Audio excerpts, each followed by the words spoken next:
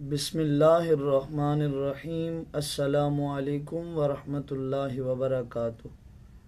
صحیح بخاری شریف حدیث نمبر 101، حضرت سیدنا ابو سعید خدری رضی اللہ تعالی عنہ بیان کرتے ہیں کہ خواتین نے نبی پاک صلی اللہ علیہ وآلہ وسلم سے عرض کیا کہ یا رسول اللہ، آپ پر مرد غالب ہو گئے ہیں، آپ اپنی طرف سے ہمارے لیے ایک دن مقرر کر دیں۔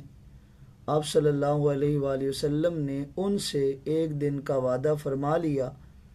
جس دن میں آپ نے ان سے ملاقات کی، ان کو نصیحت کی اور ان کو کچھ اعمال کا حکم دیا، اور آپ نے ان سے جو کچھ فرمایا اس میں یہ ارشاد بھی تھا کہ تم میں سے جو عورت بھی اپنے 3 بچوں کو پہلے بھیج دے گی وہ اس کے لیے دوزخ کی آگ سے حجاب ہوں گے۔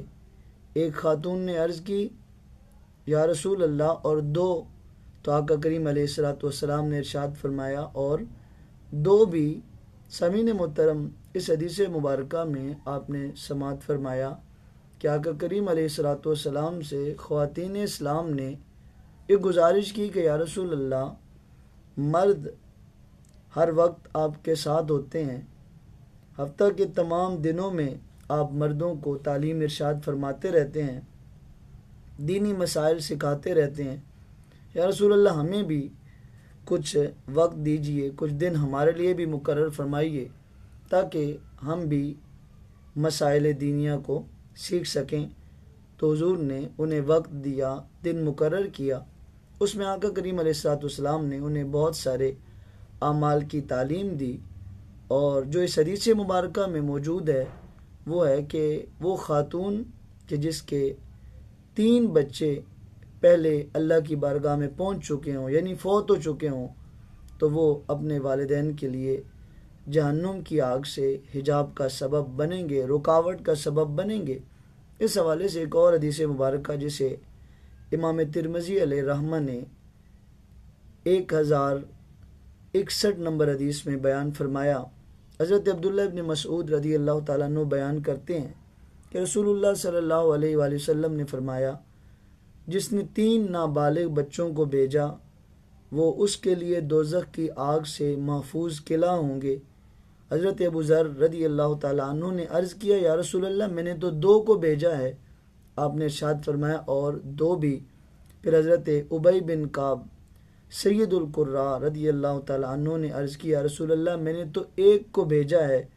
آپ صلی اللہ علیہ وآلہ وسلم نے فرمایا، اور 1 بھی، لیکن یہ اس وقت ہے جب وہ پہلی بار صدمہ پہنچنے کے وقت صبر کرے۔ یعنی یہ جو اجر ہے، گویا کہ یہ اس مصیبت کے ملنے پر صبر کے ساتھ جڑا ہوا ہے۔ جو تکلیف کے وقت، مصیبت کے وقت صبر کا اہتمام کرتا ہے، یقیناً اللہ رب العزت اس کے ہر صبر کے بدلے میں اسے اپنی بارگاہ سے بہترین اجر و ثواب عطا فرماتا ہے۔